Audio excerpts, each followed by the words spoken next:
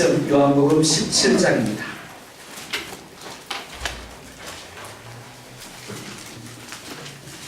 신약성경 176면이 되겠습니다. 요한복음 17장 1절로 우리 5절까지의 말씀 교독하겠습니다. 1절 제가 봅니다. 예수께서 이 말씀을 하시고 눈을 들어 하늘을 우러러 이르시되 아버지여 때가 이르렀사오니 아들을 영화롭게 하사 아들로 아버지를 영화롭게 하게 하옵소서. 아버지께서 아들을 주신 모든 사람에게 영생을 지하시려고 만민을 다스리는 권세를 아들에게 주셨으리로다. 영생은 곧 유일하신 참 하나님과 그가 보내신 자 예수 그리스도를 아는 것이니이다. 아버지께서 예하라고 이들을 알고 아버지의 세상에서 영원하게 하셨사오니 같이 봅니다. 아버지여 창세전에 내가 아버지와 함께 가졌던 영화로서 지금도 아버지와 함께 나를 영화롭게 하옵소서. 아멘. 옆에 분들 이렇게 인사하겠습니다. 함께 예배하게 되어서 참 행복합니다. 네, 웃으십시오. 네, 웃으시고 한 번 더 하겠습니다. 주의 사랑으로 축복합니다. 감사합니다. 여러분들이 입술로 고백하는 그 고백이 그대로 이루어지기를 원합니다. 하나님을 보게 하라라는 제목으로 하나님 말씀 증거하도록 하겠습니다. 요한복음 17장은 대제사장의 기도라는 별명이 붙어 있습니다. 예수님의 기도문입니다. 예수님은 십자가에 죽으시기 전 제자들과 함께 우리가 알고 있는 것처럼 최후의 만찬을 하십니다. 그곳에서 무려 13장부터 16장에 이르기까지 아주 긴 말씀을 제자들에게 전하십니다. 그리고 설교가 끝난 이후에 17장에 이르러서 하나님을 향하여 개인적인 기도를 하십니다. 그런데 기도의 형식을 띠고 있지만 제자들을 가르치기 위한 목적을 가지고 있습니다. 그래서 제자들로 하여금 예수님이 하시는 기도를 듣게 하십니다. 그렇기 때문에 설교의 연장이라고 할 수가 있습니다. 오늘 17장의 설교를 통해 하나님이 주시는 교훈을 우리가 깨달을 수 있기를 원합니다. 그리고 또 우리 가운데 결단함으로 순종할 수 있기를 주의 이름으로 축원드립니다.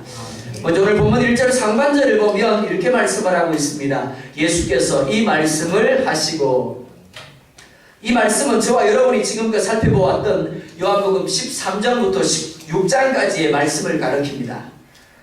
디모데후서 3장 16절과 17절을 보면 하나님의 말씀이 기록된 목적을 이렇게 말씀하고 있습니다. 모든 성경은 하나님의 감동으로 된 것으로 교훈과 책망과 바르게 함과 의로 교육하기에 유익하니 이는 하나님의 사람으로 온전하게 하며 모든 선한 일을 행할 능력을 갖추게 하려 함이라. 그리고 요한계시록 1장 3절은 또한 이렇게 말씀을 합니다. 이 은혜의 말씀을 읽는 자와 듣는 자와 그 가운데 기록한 것을 지키는 자는 복이 있나니 때가 가까움이라. 성경이 기록된 것, 알게 하는 것을 목적으로 하지 않음을 우리 가운데 말씀하고 있는 겁니다. 변화를 목적으로 합니다. 변신이 아닙니다. 말씀대로 행하여 하나님이 원하시는 온전한 사람이 되는 것을 목적으로 합니다. 그런데 문제가 있습니다. 우리에게는 하나님이 원하시는 그런 변화를 이룰 만한 능력이 없다라는 겁니다. 그렇기 때문에 오늘 1절 중반절을 보면 또한 이렇게 말씀을 하고 있습니다. 눈을 들어 하늘을 우러러 이르시되, 말씀을 하시고 난 이후에 눈을 들어 하늘을 우러러 이르시되 라고 말씀을 합니다. 기도하셨다라는 겁니다. 기도는 예수님의 생애 중에서 결코 빼놓을 수 없는 겁니다. 예수님은 기도로 사역을 시작하셨습니다. 그리고 기도로 사역을 하셨고 기도로 사역을 마무리하십니다. 아무리 바빠도 기도하셨고 아무리 피곤해도 새벽 이른 미명에 기도하셨습니다. 밤을 새워가며 기도하셨고 금식하며 기도하셨고 한적한 곳으로 가셔서 기도하셨습니다. 그렇기 때문에 예수님의 생애 중에서 기도를 빼놓고는 결코 말할 수가 없는 겁니다. 자, 그렇다면 예수님이 이렇게 기도로 충만한 삶을 사신 이유가 무엇인가 하는 겁니다. 예수님이 기도 없이는 살 수 없는 분이었기 때문에 아닙니다. 예수님은 하나님이시기 때문에 기도하실 필요가 없습니다. 그럼에도 불구하고 기도의 삶을 사신 것 제자들에게 그리고 오늘 그리스도인된 저와 여러분들에게 가르쳐주기 위함입니다. 무엇을요? 그리스도인의 삶에 있어서 기도가 차지하는 분량이 의미가 무엇인가를 우리 가운데 가르쳐주기를 원하시는 겁니다. 많은 사람들이 말씀을 들으면서 고개를 끄덕입니다. 이해했다고 여깁니다. 하지만 진정한 변화의 자리로 나아가지 못합니다. 잠깐 변신했다가 예전 모습으로 다시 돌아가 버립니다. 심지어 어떤 분은 교회 문을 나서면서 금방성의 은혜가 충만하다 보니까 그날 무슨 설교를 들었는지 전혀 기억을 하지 못합니다. 왜 그렇습니까? 하나님이 원하시는 변화는 단지 나의 노력으로 가능한 것이 아니기 때문에 그렇습니다. 우리는 대부분 소신 있는 사람들입니다. 잘난 사람들입니다. 그러다 보니까 말씀을 들었다라고 쉽사리 이전 것을 포기하고 변화하려 하지 않습니다. 이것이 우리가 가지고 있는 죄의 본성입니다. 자, 여러분들에게 한 가지 질문을 하겠습니다. 세상에서 가장 어리석고 그러면서 세상에서 가장 무서운 사람이 누굴까요? 네, 말씀하셔도 됩니다. 누굴까요? 바로 내 옆에 있는 사람이요? 아니면 내 뒤에 있는 사람이요? 바로 나 자신입니다. 어떤 면에서 내가 가장 어리석고 어떤 면에서 내가 가장 무서운 사람일까요? 가장 소신 있는 사람이기 때문에 그렇습니다. 하나님이 뭐라고 말씀하시든 하나님이 어떻게 역사하시든 하나님 나는 소신 있는 사람이에요. 그리고는 변화하려 하지 않는 겁니다. 하지만 그리스도인은 자기 소신을 십자가에 못 박은 사람입니다. 무슨 말인가 하면 내가 그리스도인이라고 하면서도 여전히 내 소신을 고집하고 있다면 나는 참된 그리스도인이라고 할 수가 없는 겁니다. 그리스도인은 자신을 십자가에 못 박고 말씀대로 살겠다라고 결단한 사람입니다. 그런데 결단으로 끝나버리면 안 되는 겁니다. 그 결단이 행동이 되어야 합니다. 습관이 되어야 하고 삶이 되게 해야 하는 겁니다. 이를 위하여 필요한 것이 무엇일까요? 바로 기도입니다. 기도는 말씀이 역사가 되게 합니다. 말씀은 우리에게 결단을 요구합니다. 그러나 그 결단이 참된 결단이 되기 위하여 반드시 우리는 두 가지를 가져야 합니다. 그 첫째는 회개입니다. 말씀은 우리를 교훈합니다. 책망합니다. 그리고 의로 교육합니다. 우리를 바르게 합니다. 그렇기 때문에 하나님의 말씀은 우리가 그런 사람들의 잘못된 모습들을 우리가 이거 보게 하고 깨닫게 합니다. 이해하게 합니다. 그렇기 때문에 말씀을 제대로 받은 사람은 말씀을 듣고 단순히 고개만 끄덕이고 끝나버리지 않습니다. 어디에로 나간다고요? 회개의 자리로 나갑니다. 그리고 하나님의 긍휼과 자비를 구합니다. 그리고 말씀이 요구하는 대로 가르치는 대로 결단을 하게 되는 겁니다. 두 번째, 하나님의 도우심을 구하게 됩니다. 왜요? 깨닫는 만큼이나 나 자신이 하나님 앞에서 얼마나 무능하고 내가 얼마나 연약한 존재인가를 또한 동시에 깨닫게 됩니다. 내가 수없이 결심하지만 얼마나 많이 무너지고 얼마나 많이 실패했는가를 잘 알고 있습니다. 그렇기 때문에 뭐 할 수밖에 없다고요? 기도할 수밖에 없는 겁니다. 하나님의 도우심을 구합니다. 하나님이 도와달라고, 하나님이 붙잡아달라고, 하나님이 함께 가달라고 하나님 앞에 간구하게 되는 겁니다. 사랑하는 성도 여러분, 성경은 우리에게 결코 이해를 요구하고 있지 않습니다. 우리에게 행동을 요구합니다. 변화와 순종을 요구합니다. 따라서 말씀을 듣고 이해하는 것으로, 알아듣는 것으로 고개를 끄덕이고 만족하시면 안 됩니다. 그러면 여전히 여러분은 세상에서 가장 무섭고 가장 어리석은 소신의 사람으로 살 수밖에 없는 겁니다. 예수님께서 부활하셨습니다. 그리고 3년 동안 제자 훈련받은 제자들을 다시금 찾으십니다. 그리고 뭐 하셨습니까? 40일 동안 특별 제자 훈련을 하십니다. 그런데 수료식을 하는 날 예수님이 뜻밖의 말씀을 하십니다. 제자 훈련이 끝났다. 참 수고했다. 그런데 너희들은 이곳을 떠나면 안 된다. 하나님 아버지께서 약속하신 것을 기도하면서 기다리라 라고 말씀을 합니다. 예수님이 이렇게 말씀하신 것, 이해하고 깨달은 것을 행동이 되게 하고 능력이 되게 하는 것이 기도이기 때문입니다. 기도를 통하여 하나님의 능력, 하나님의 도우심을 덧입지 아니하면 나는 여전히 소신있게 살아갈 수밖에 없기 때문입니다. 사랑하는 성도 여러분, 여러분 하나님의 말씀을 통하여 깨달은 것을 행동이 되게 하고 습관이 되게 하고 삶이 되게 하기 위하여 얼마나 기도하고 있습니까? 그래서 어떤 교회는 예배가 끝난 이후에 절대 10분이 지나기 전에는 일어나지 말라고 아예 공식적으로 정해놓고 있다고 합니다. 뭐 하라고요? 기도하라는 겁니다. 이런 말씀을 듣고 깨달을지라도 기도 없이는 여전히 하나님이 가장 무서워하시는 소신 있는 사람으로 살아갈 수밖에 없는 겁니다.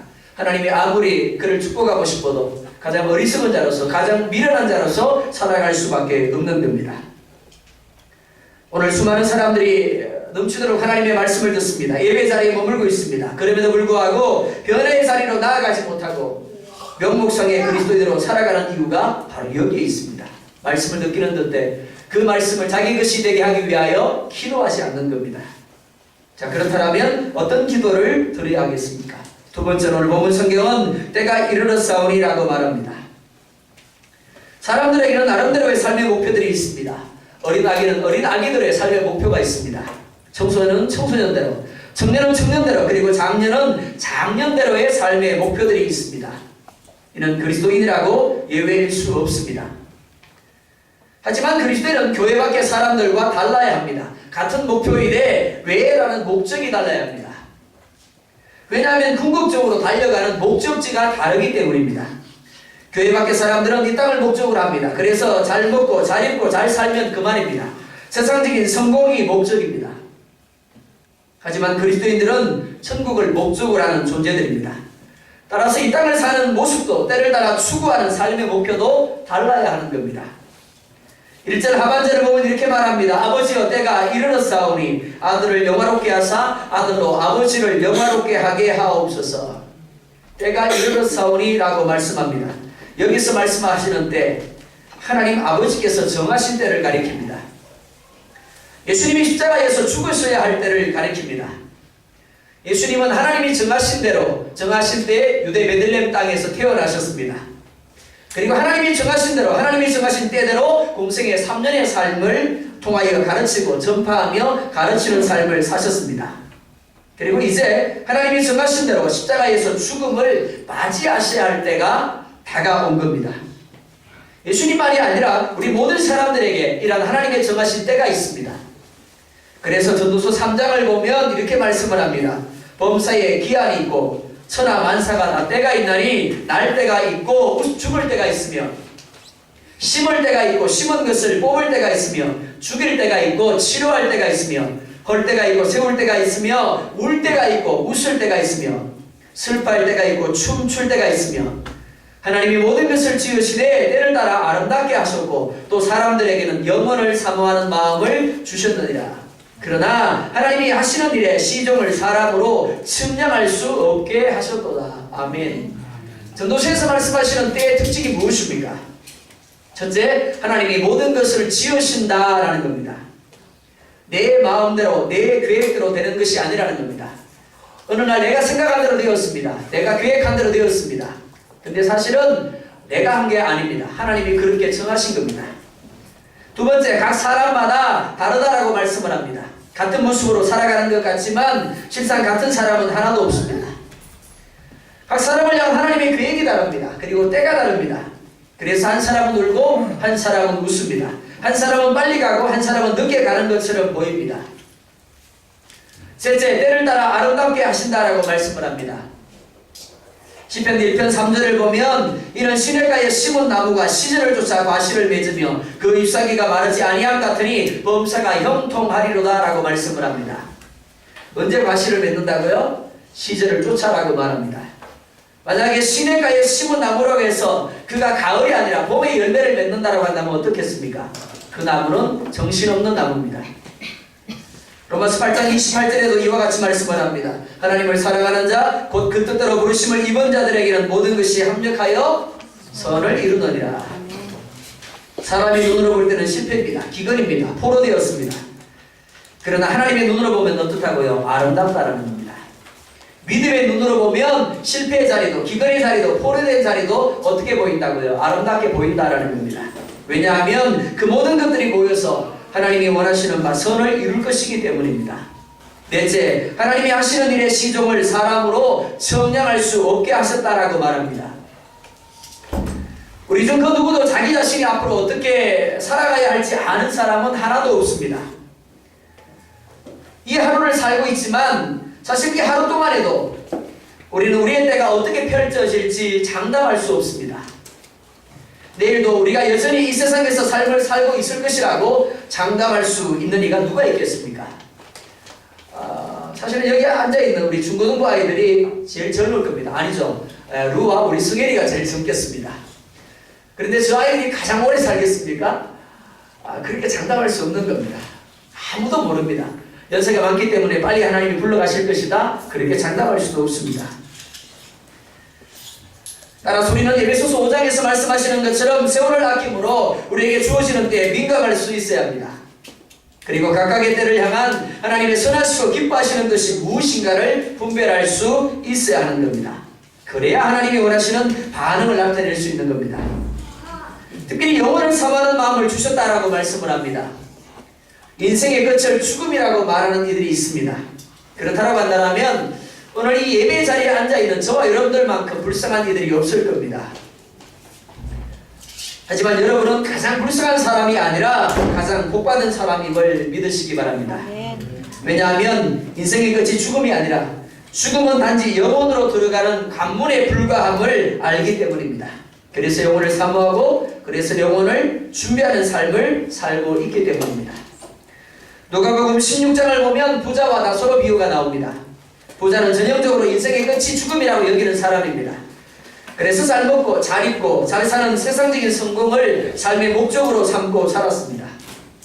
그런데 그런 그가 죽고 난 이후에 이렇게 고백을 합니다. 누가복음 16장 27절과 28절을 보면 이렇게 말합니다.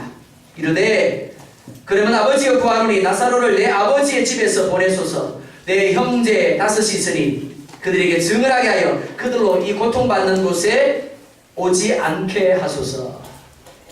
사랑하는 성도 여러분, 영혼을 사모하고 준비하는 삶을 위한 기도가 여러분의 기도가 되기를 원합니다. 그리고 이를 위하여 하나님이 주시는 때의 의미를 분별하고 하나님이 원하시는 바 합당한 반응을 가짐으로 어리석은 부자와 같이 되지 않도록 기도할 수 있기를 원합니다. 자, 그렇다면 이렇게 기도하기 위해서 우리가 가져야 될 삶의 태도가 어떠해야 하겠습니까? 세 번째 오늘 본문은 아버지를 영화롭게 하옵소서라고 말합니다. 1절 하반절을 보면 이렇게 말씀을 합니다. 아들을 영화롭게 하사 아들로 아버지를 영화롭게 하게 하옵소서. 그리고 5절 보면 또한 이렇게 말씀을 합니다. 우리 5절 말씀 같이 한번 보겠습니다. 시작. 아버지여 창세전에 내가 아버지와 함께 가졌던 영화로서 지금도 아버지와 함께 나를 영화롭게 하옵소서. 아멘. 예수님이 창세전에 아버지와 함께 가졌던 영화는 창조주의 영광입니다. 따라서 비록 지금은 사람의 모습을 하고 있고 죄인이 되어서 십자가에 죽게 되겠지만 창조주로서의 모든 만물을 통치하시고 다스리시는 주권자로서의 영광을 이야기한다라고 할 수 있습니다. 그런데 이는 어디까지나 미래적인 것입니다. 이를 위하여 예수님은 반드시 거쳐야 할, 반드시 감당하셔야 할 것이 있습니다. 이것이 아들이 영화롭게 되는 겁니다. 이는 우리가 일반적으로 생각하는 그런 영광이 아닙니다. 어떤 사람이 이렇게 기도를 했습니다. 하나님, 나로 하여금 부자가 되게 하셔서 하나님의 영광을 나타내게 해 주십시오. 그리고 또 이렇게 기도합니다. 하나님, 나를 성공하게 하셔서 하나님의 영광을 드러내게 해 주십시오. 그럴 수 있습니다. 하지만 예수님이 지금 말씀하시는 영광은 그런 것이 아닙니다. 사실 우리가 하나님을 위한다라고 간구하는 많은 것들, 실상은 하나님의 영광보다 나 자신의 영광에 초점이 맞추어져 있는 것이 사실입니다. 하지만 주님의 영광은 하나님의 때, 하나님의 뜻에 초점이 맞추어져 있습니다. 하나님의 주권에 초점이 맞추어져 있습니다. 무슨 말인가 하면 하나님이 정하신 대로 자신이 십자가에 못 박혀 죽을 때가 되었으므로 하나님의 뜻을 이루어 달라는 겁니다. 자신을 십자가에 못 박혀 죽게 해달라는 겁니다. 그러므로 하나님의 기쁨이 되고 그러므로 하나님의 영광이 되게 해달라는 겁니다. 왜냐하면 이를 통해서 인생을 향한 하나님의 구원 계획이 성취될 것이고 인생을 향한 하나님의 사랑이 어떠함이 확정될 수 있기 때문입니다. 예수님은 하나님 아버지의 영광을 위해서 자신이 멸시를 받고 조롱을 받으며 낮아져서 십자가에 죽어야 한다라고 말씀하고 있는 겁니다. 그런데 이를 고난이라고 말하고 있지 않습니다. 영광으로 표현을 하고 있습니다. 영화롭게 되는 것이라고 표현을 하고 있습니다. 에베소서 1장 6절을 보면 이렇게 말씀을 합니다. 이는 그의 사랑하시는 자 안에서 우리에게 거둬주시는 바 그의 은혜의 영광을 찬미하게 하려는 것이라. 그리고 고린도후서 5장 15절을 보면 또한 이렇게 말합니다. 그가 모든 사람을 대신하여 죽으심은 살아있는 자도 하여금 다시는 그들 자신을 위하여 살지 않고 오직 그들을 대신하여 죽었다가 다시 살아나신 이를 위하여 살게 하려 함이라. 하나님이 우리를 왜 그리스도인 되게 하셨다고요? 하나님이 우리를 왜 구원하셨다라고 말씀하고 있습니까? 첫 번째, 은혜의 영광을 찬미하게 하려는 것이다 라고 말합니다. 자신을 위하여 살지 아니하고 오직 예수 그리스도를 위하여 살게 하려 합니다라고 말씀을 하고 있습니다. 예수님은 친히 우리에게 이러한 삶의 본을 보여주신 겁니다. 자신을 위한 삶이 아니라 하나님 아버지를 위한 삶을 사셨습니다. 하나님 아버지의 영광을 위하여 사람이 되었고 하나님 아버지의 영광을 위하여 멸시와 조롱을 받았습니다. 그리고 하나님 아버지의 영광을 위하여 십자가 위에서 죽게 해 주십시오라고 지금 기도하고 있는 겁니다. 자, 그렇다면 우리의 영광이 무엇이 되어야 하겠습니까? 우리가 진정으로 기뻐하고 즐거워해야 하는 삶의 이유가 무엇이어야 하는가 하는 겁니다. 부자가 되는 것, 잘 되는 것, 직장에서 인정받아서 승진 승급하고 우리의 사업장에 형통하는 것, 물론 감사의 제목이 될 수 있습니다.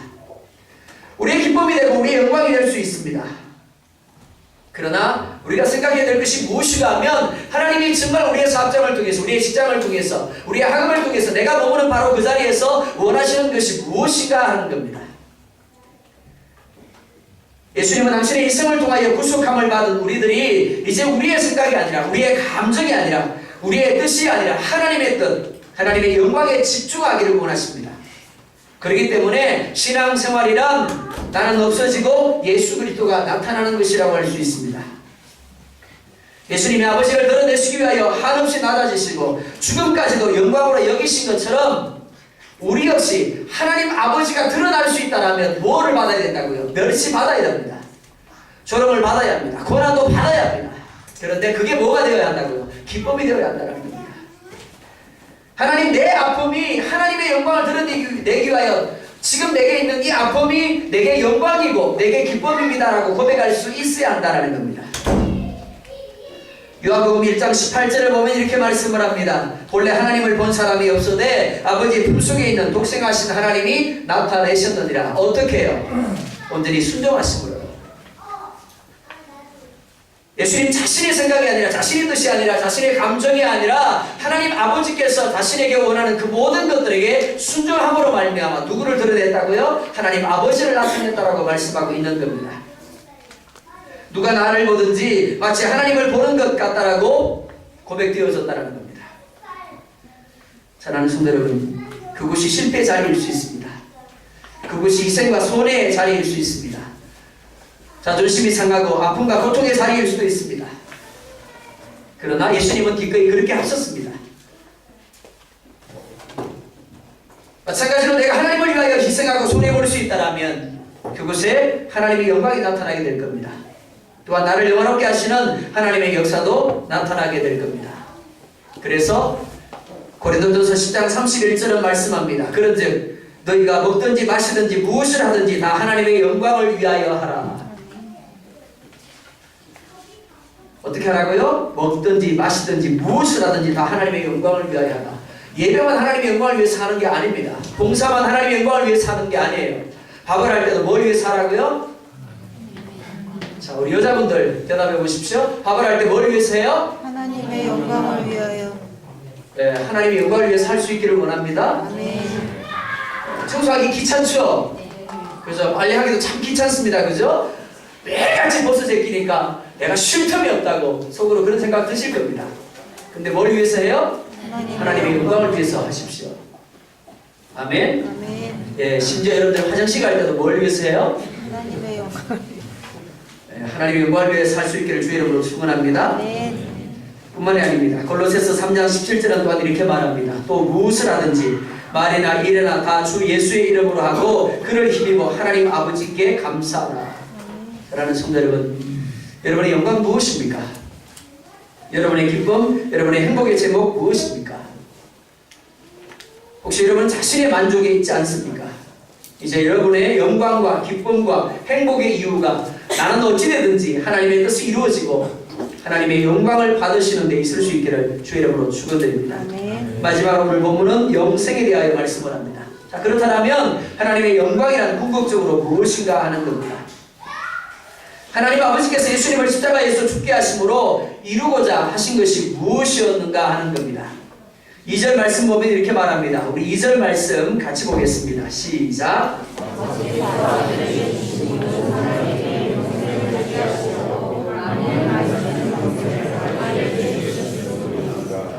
아멘. 믿음은 반드시 두 가지 사실을 알고 인정하는 것을 전제로 합니다. 하나는 아버지께서 아들에게 주신 모든 사람에게 영생을 주신다라는 겁니다. 또 다른 하나는 예수 그리스도가 만물을 다스리는 권세를 아버지께로부터 받았다라는 겁니다. 만약에 여러분들이 이 두 가지 사실을 알고 있고 인정하고 있다면 이미 여러분들은 영생을 얻은 줄 믿으시기 바랍니다. 그렇기 때문에 내 삶의 모습과는 상관없이 오늘 당장 죽어도 천국에 들어감을 확신할 수 있기를 주의 이름으로 축원합니다. 3절 보면 이렇게 말합니다. 우리 3절도 같이 보겠습니다. 시작.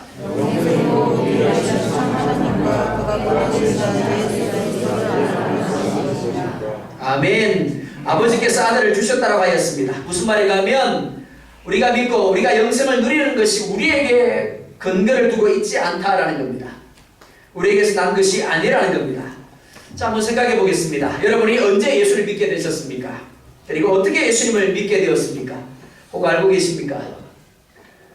여러분이 믿으려고 죽을 똥 살똥 노력한 결과 믿게 되었습니까?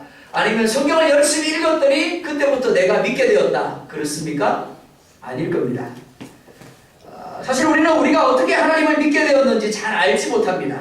왜냐하면 어느 날 갑자기 믿고 있었기 때문에 그렇습니다. 엄마 뱃속에서 나왔는데 그때부터 교회를 출입하고 있었고 나도 모르게 예수님을 고백하고 있었습니다. 어느 누군가로부터 복음을 들었는데 어느 날부터 갑자기 교회를 출석하기 시작했고 나도 모르게 예수님을 고백하고 있었더라는 겁니다. 그게 믿음입니다. 여기까지밖에 설명이 안 됩니다. 그런데 바울은 이를 하나님의 뜻으로 말미암아라는 단어로 설명을 합니다. 그리고 하나님의 택정하심이라는 단어를 가지고 설명을 합니다. 하나님의 선택, 하나님의 작정, 그리고 은혜의 결과가 곧 믿음이라는 겁니다. 곧 영생이라는 겁니다. 노력한다고 옆집 아저씨가 아버지가 될 수 있을까요? 열심히 공부한다고 해서 옆집 아저씨를 향하여 아버지라고 부를 수 있겠습니까? 그럴 수 없는 겁니다. 마찬가지로 노력한다라고 예수님이 구원자가 되시고 모든 만물의 통치자가 되심이 믿어지는 것이 아닌 겁니다. 하나님이 택한 자에게 주시는 은혜를 통하여 알게 되고 인정하게 되는 겁니다. 그리고 이를 아는 사람마다 인정하는 사람마다 뭐라고 말씀합니까? 이미 영생을 얻었다라고 말씀을 합니다. 얻을 것이 아니라 이미 얻었다라고 말씀을 합니다. 그렇기 때문에 우리는 지금 죽어도 하나님이 두 팔 벌리고 천국에서 맞아주심을 확신할 수 있기를 원합니다. 그런데 여기서 또한 우리가 잊지 말아야 할 것이 있습니다. 그것은 알면 반드시 인정을 전제로 한다는 겁니다. 그리고 인정은 반드시 행동을, 습관을, 삶을 열매로 만들어낸다라는 겁니다. 우리가 진정으로 하나님을 알고 예수 그리스도를 안다라면 우리는 반드시 하나님을 우리의 창조주로 그리고 통치자로 인정할 수 있어야 합니다. 내가 틀리고 하나님이 항상 옳다라는 것을 인정할 수 있어야 합니다. 힘들어도 인정해야 합니다. 아파도 인정해야 합니다. 고통스러워도 인정해야 하고 죽을 것 같아도 인정해야 합니다. 아담이 그랬던 것처럼 자기 자신을 하나님의 자리에 올려놓고 스스로 주인이 되어 사는 실수를 되풀이하지 말아야 하는 겁니다.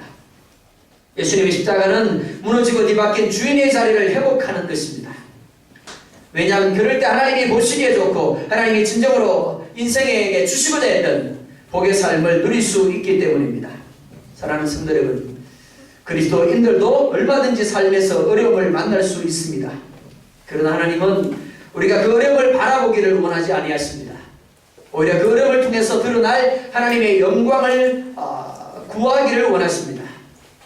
우리가 우리의 삶에서 얼마나 하나님을 사랑하고 하나님을 기쁘시게 하기를 원하는가를 보기를 원하십니다. 예수님은 아버지 하나님의 영광을 위하여 조금이라도 더 빨리 십자가로 달려가고 싶어 하셨습니다. 그래서 기도합니다. 아버지의 영광을 위하여 나를 영화롭게 해주십시오. 그렇게 말하고 있습니다. 그것이 자신의 영광이라고 말하고 있습니다.